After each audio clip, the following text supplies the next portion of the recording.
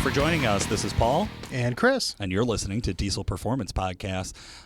Chris, we have had a lot of fun here on the show lately. Yeah, I think, the sled pull episodes that we've been doing since, that's where we're at in this industry, or this time of year, I should say. Yep. And, we had Josh McCormick on last week. Little follow-up, his street truck, his tow rig, as he called it, just did 2,100 horsepower on Power Driven's dyno and over 3,000 feet-pound of torque. Damn, son. That's a crazy tow rig. That's a UCC truck. But that's not his UCC truck. I know. That's what's even crazier, right? So it was cool to see that this past week. Speaking of UCC, I got an email with a pretty massive update to UCC. Ooh, 2022, huh? 2022. Okay. The story around the Sewing Circle is that they are going to allow teams to compete, not just individuals. Okay. And your team will be allowed to have up to 2 trucks. Really? Yeah. That's interesting. That's a curveball. So you could still go with 1 truck and try to run it in all 3 events, or you could have 2 trucks and your team will compete with those 2 trucks. I am dying to get Chris Cyril on so we can find out more about this. I want to know. I need to know every single detail. I also would like to talk to some of the competitors and find out, think Justin Ziegler's going to build 2 trucks? I mean, is it that? Tony or is Burkhart, 2 trucks? Is it that, or is it that these guys team up? And is it 2 trucks compete together? And it's like, it's like a sack race, right? You have 2 guys and 2 trucks, whatever. I got a lot of questions. Yeah. Can I just say a lot of questions? I don't have those answers, Paul. Guys, don't worry. We will be chasing them down. Also, want to give a big shout out to Patrick Ellis. Did you see his post? Yeah. Patrick Ellis, host of the Diesel Podcast. Yep. Great guy. Great show. Guys, if you're not listening to it, jump on over, give it a listen. Patrick just posted about both of our shows being in the top 100. It looked like very high up in the rankings of all of the podcasts out there around automotive. Right. And I want to say thank you. Thank you to all of our listeners. Thank you to Patrick for spotting that and calling it out. Acknowledging this it. This is really cool, man. Absolutely. We've been doing this. It's crazy. It's crazy that so many people want to listen to us. I mean, they want to listen to the content. They care less about you and I, Paul. Right. But, replaceable. We're replaceable. But, we resonate well with a lot of individuals, and we have a lot of diehard listeners. I just had a customer. We did some work on his fuel system on a Ford, and he's getting in his truck, and he's like, he lives in Texas. He's like, so I'm going to drive this truck back home to Texas. He goes, I'm going to catch up on all the podcasts. He goes, that's why I reached out to you guys in the first place, whatever. So it's really cool that, you realize that the podcast, there's a bigger picture, right? There's a bigger reach. And, I always enjoy when we get the opportunity to talk to listeners and, hey, love the podcast. Very informative. I listen to it when I'm working on a truck or I'm driving with the family. Got to watch our language sometimes, Paul. But, it's super cool to be a part of this whole process. Yeah, absolutely. Good. Well said, Chris. Guys, we don't want to take up too much of the time just shooting the breeze here. We're going to jump into kind of a fun episode today. You're not going to have to listen to Chris and I talk the whole time. Nope, you're going to have to listen to Nick. So, Nick Pregnitz, owner and founder at Duramax Tuner, Calibrated Power, where Chris and I, of course, work full-time.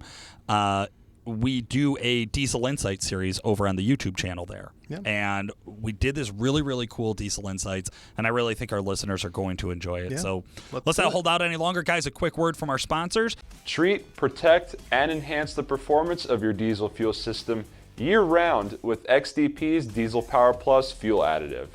Specially formulated for all grades of diesel fuel, XDP's Diesel Power Plus gives you an all-in-one fuel additive that cleans and protects your fuel injection system while also providing you with a cetane and lubricity increase. Not only does Diesel Power Plus enhance the performance of your fuel system, it provides you with additional protection against the damaging effects of corrosion, water, and the formulation of algae and bacteria. This concentrated year-round formula is for use in all seasons and helps control icing and freeze-up during those cold winter months. With a standard dosage of 1 ounce per 32 gallons of fuel, one bottle can treat up to 500 gallons of diesel fuel. To find out more about XDP's Diesel Power Plus, check out xdp.com or find a local dealer near you.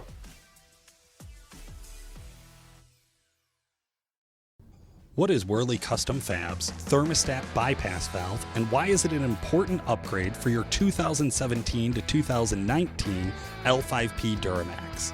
2017 to 2019 L5P Duramax trucks feature a unique thermostat assembly for the Allison transmission, which allows fluid to bypass the auxiliary cooler and use engine heat in the radiator coolant to reach ideal operating temps more quickly in cold weather. When the desired temperature is reached, the thermostat is supposed to open and allow fluid to flow forward into the auxiliary cooler, which helps maintain transmission fluid temperatures at a safe level.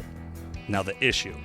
This thermostat is prone to get stuck closed, so when the fluid gets hot and reaches the point that it needs to be cooled via the auxiliary cooler, the fluid is instead bypassed by the closed thermostat and returned to the transmission uncooled. Hotter fluid breaks down quicker, which leads to poor fluid performance and potentially premature damage and shortened transmission life. If you tow with your truck or live in a warm climate, this bypass plug is a must.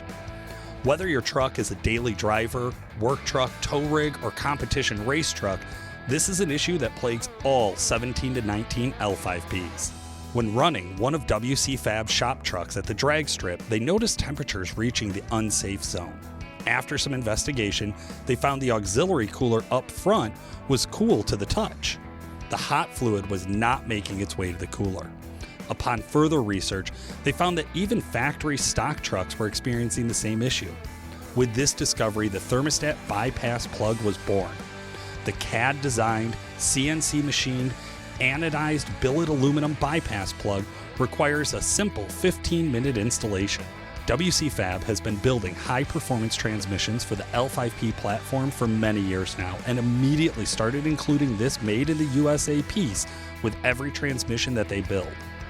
Tested in-house on both their shop trucks and customer trucks, the transmission cooler thermostat bypass plug for 2017 to 2019 L5P Duramax trucks can drop the fluid temperature from 15 to 50 degrees Fahrenheit by reducing fluid flow restriction to the trans cooler.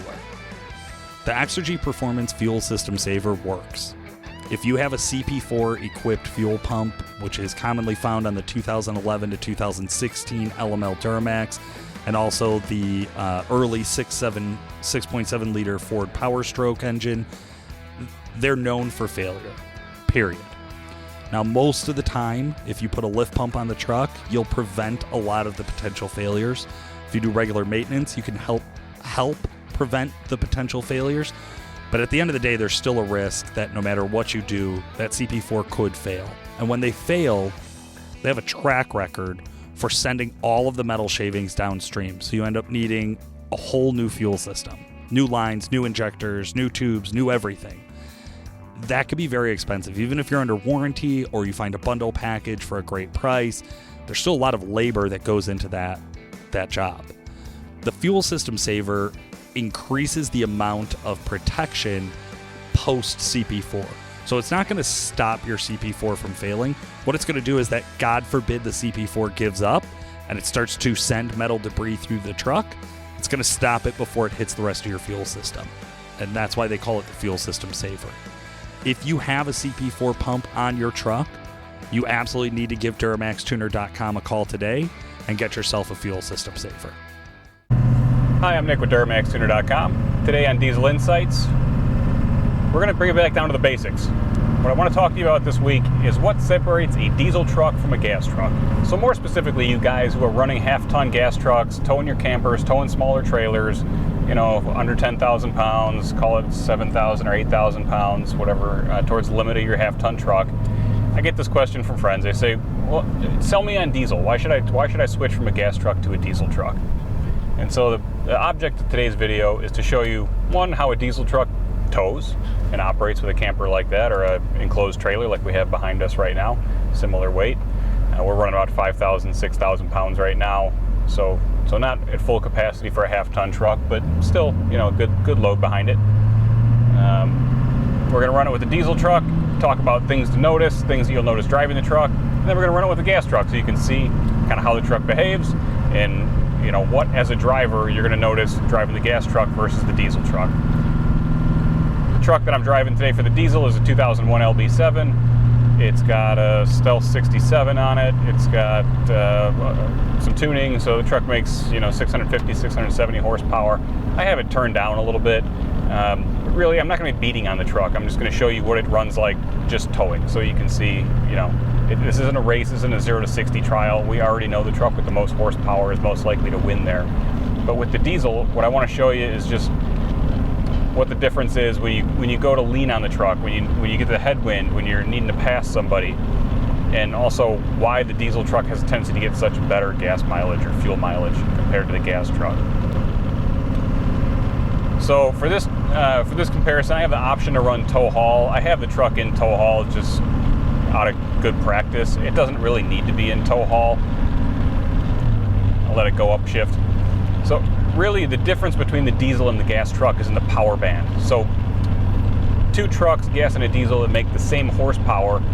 The diesel truck is going to make that horsepower between, say, 2200 RPM and 2800 RPM. Whereas the gas truck is going to make that horsepower at 4,500 to 5,500 RPM. And what that means is that when you need the power, when you need that horsepower, whether it is to pull through the wind or to pass or to lug or go uphill or whatever it is, when you need that power, you need RPM out of the gas truck. On a diesel, as you climb a hill, all you have to do really is lean on the throttle a little bit, and the truck goes to 2,000 RPM, and it has really as much power as it'll ever need to crest a hill.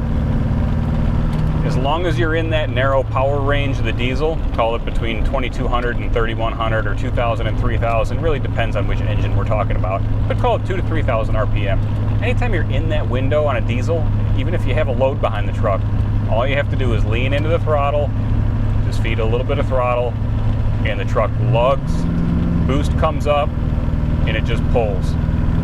It doesn't need to scream out to 3 or 4 or 5,000 RPM or anything like that. It just pulls nice and smooth at 2 to 3,000 RPM. That's the beauty of driving a diesel engine. Now, what does that mean for the rest of the driving situation, for the rest of your driving experience? Well, a few things. One, it's quieter. So on a gas truck, your wife, your kids, whoever you're towing with, they're all going to notice that you have to run the truck exceptionally hard to make that extra power that you need. A gas truck running 4,500 RPM in second gear for 6 minutes straight is not a pleasant thing. Something you're definitely going to notice. 2, fuel mileage. So when you're running at high RPM, there's a huge parasitic load on the engine.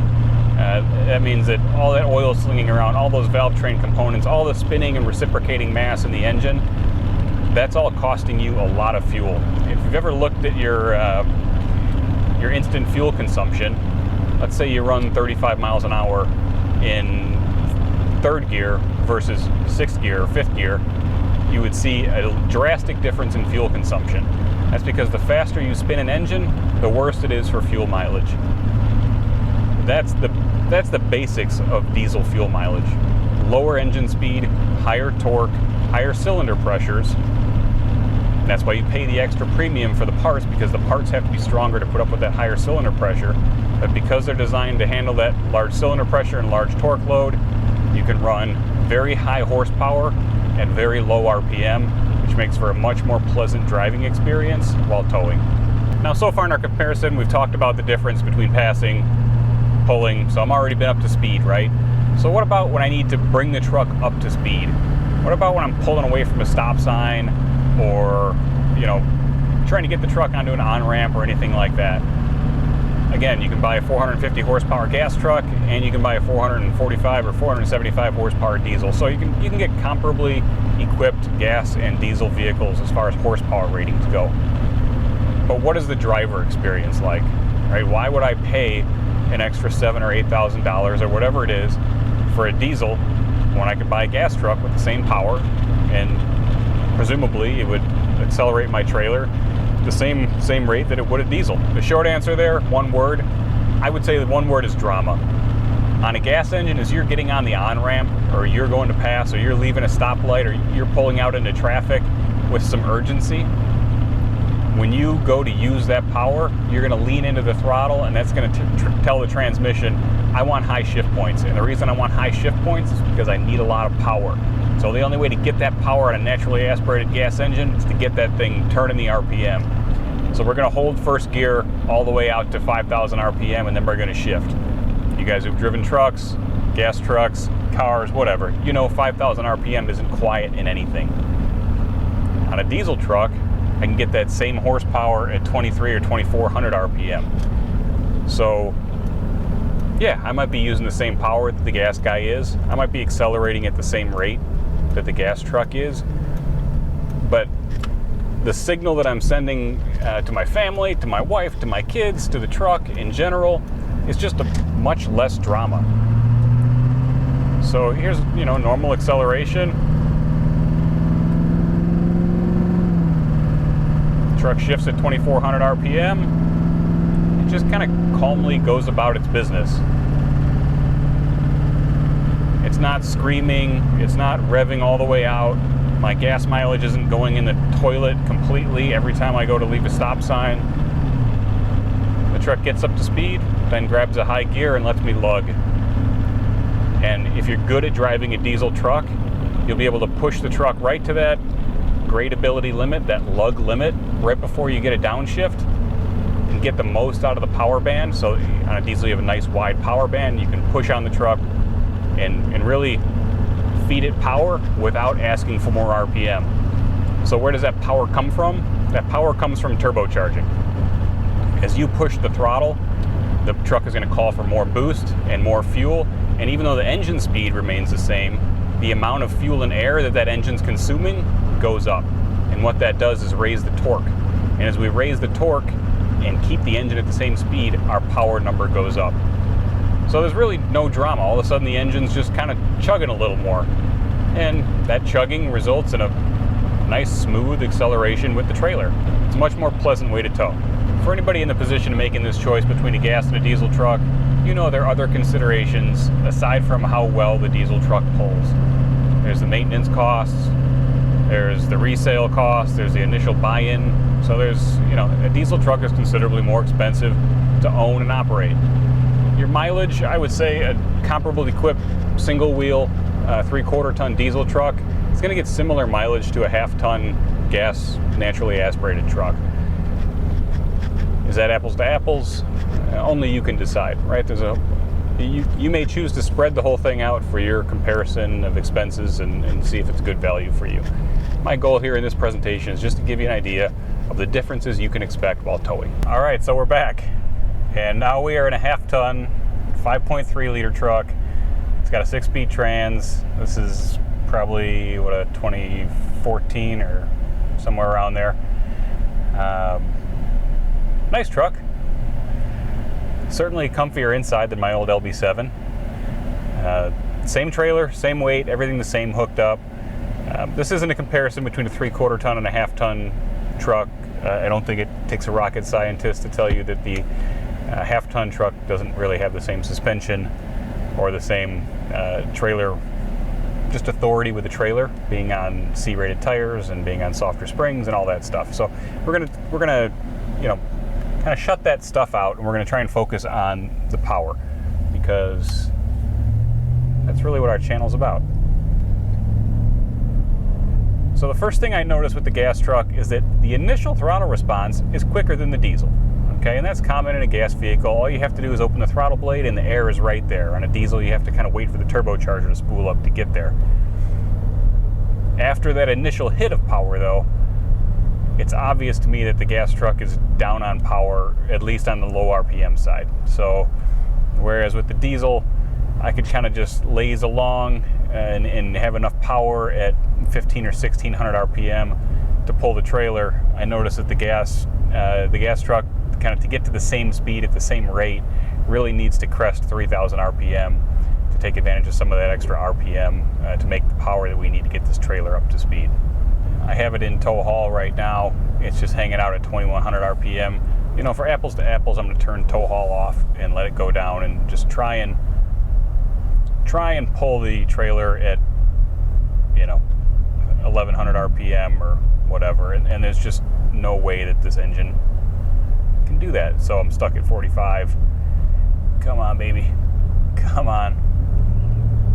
Okay, there's one downshift. We're at 1500 RPM. Now we're kind of gaining 1 mile an hour, 2 mile an hour. and this is on basically a flat grade. Up to 50. Not awful. So I'm able to kind of maintain speed in fifth gear. As soon as I hit a little rise, I'm losing speed. One downshift, two downshifts. There's 3,000 RPM, just kind of holding 3,100. Okay, now we're back up over the hill. Pretty typical for gas, for how that feeling is on a gas truck. I mean, you can hear this thing working for it. It's certainly using fuel to get us up to speed. 3,200, 3,300 RPM before it grabs the next gear. And I would just call that comfortable acceleration. Of course, I could wrap it out further and, go to 4,000 or 5,000 RPM if I wanted to. I'd call that beating on the truck. That's not necessary, but just normal driving. I'd say it feels appropriate to have the truck up around 3,000 RPM accelerating. One thing I noticed right away on this truck is that it's shifting more. So it wants to upshift to save fuel, and then as soon as I go to accelerate or I see any kind of incline in the hill, it's downshifting. Just to get the power it needs to kind of get up over the hill. I feel more anxious driving the truck. So this puts me a little more on edge, like I'm just having to kind of look out a little more, be aware of my surroundings, just be aware of the engine. I'm trying to kind of drive around that drama, trying not to force it to have to work so hard. So with the diesel, I was not forced to run in tow haul. I didn't feel like that was necessary at this kind of weight. But with this truck, I just feel like it's too eager to go into high gear and try and lug compared to what it should be doing, which is holding the lower gear a little bit longer just to stay ready and really keep itself happy and keep itself from lugging excessively. It feels like it'd be more comfortable running in tow haul with this kind of trailer weight behind it, which I said is in the 5,000 to 6,000 pound range. So I'm finding myself trying to drive right on that limit constantly of forcing the downshift or not forcing the downshift. Now, of course, I have the option to go to manual mode, or I can go to tow haul and keep it a little happier. What I'll tell you about running in tow haul is that anytime you ask the truck to run high RPM for a long period of time, you're really going to see your fuel mileage go in the toilet, and nobody wants that. So if you can, if the truck is happy with it, or you feel like you can drive with it like that, it's my experience that driving in normal mode is usually better long-term for fuel mileage.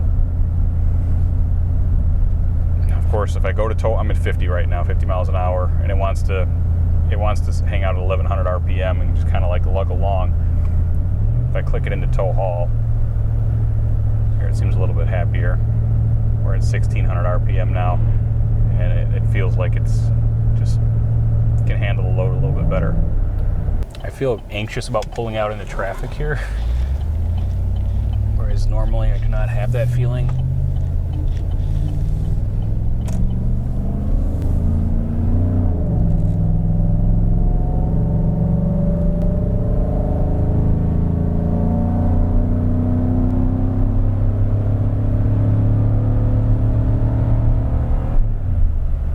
So how do we summarize the difference between these two trucks, right? If you're doing this, you should consider this. If you're doing that, you should consider that, right? Here's my break point.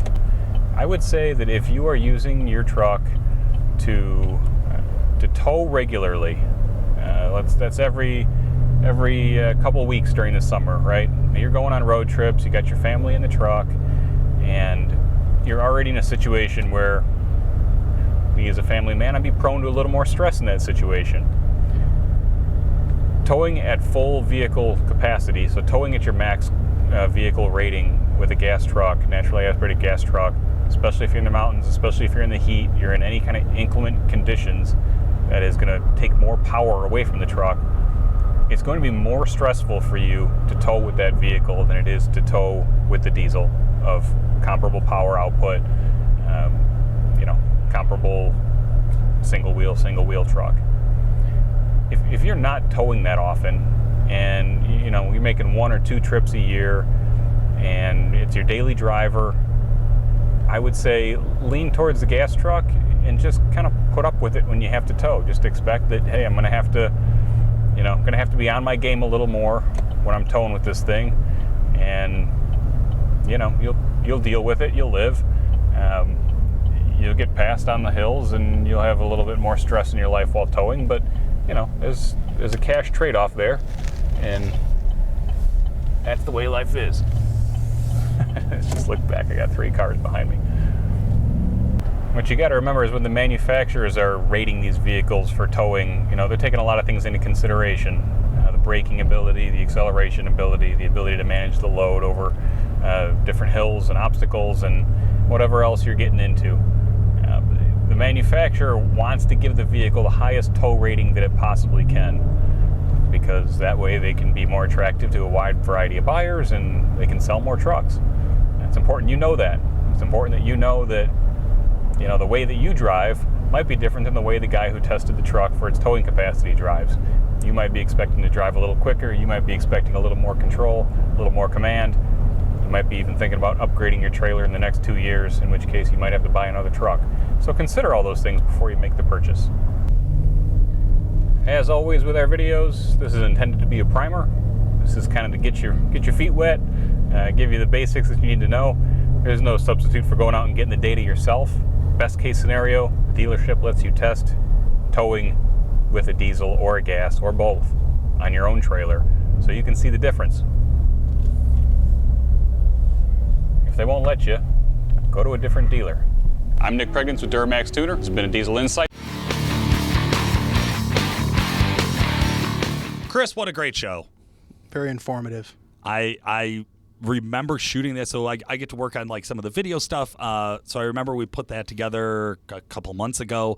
It took a while to like shoot the video and everything, but it was one of those that I remember as we were shooting, I'm like, shit, man, I'm learning something as we do this. I hate, I always tell guys, they're like, oh, you know a decent amount. It's like, yeah, and I always learn something, right? The day that I don't learn something here, I probably shouldn't be employed here, right? Yeah.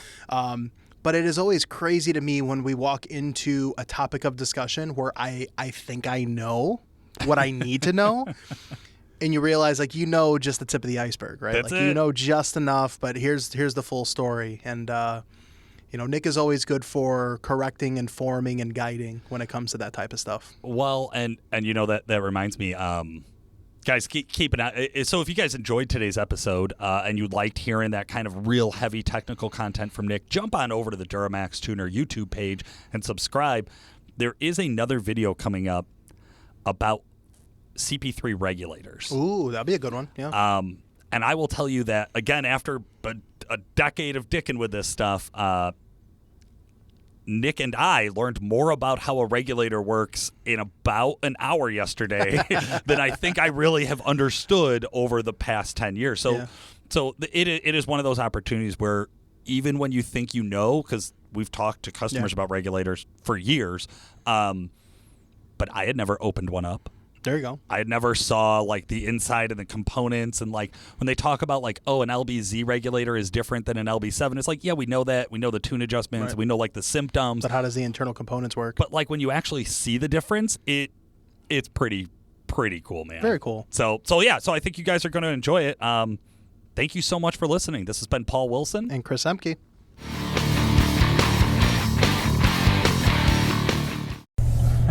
Just look back. I got 3 cars behind me.